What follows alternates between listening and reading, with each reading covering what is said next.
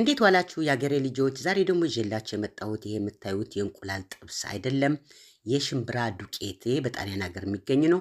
ማንኛውም የሽምብራ ዱቄት መሆን ይችላል። ይኸው እንደምታዩት የሚያምር ጥብስ ነገር ሰርቻለሁ። ሙሉውን ቪዲዮ ከፈለጋችሁ ኮሜንት ላይ ጻፉልኝ፣ እሰራላችኋለሁ።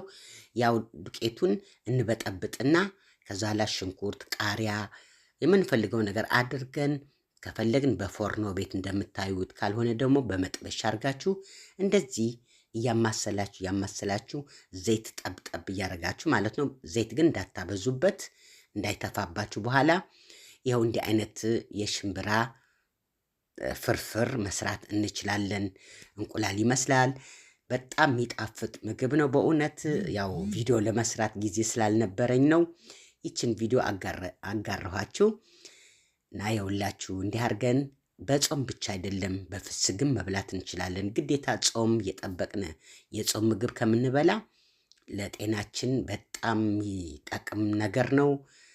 ማሳየው ለራሴም ለቤተሰቦችም እና ለአንድ ሰው ሊጠቅም ይችላል። እንዲህ አይነት ምግብም ሰርተን መብላት እንችላለን።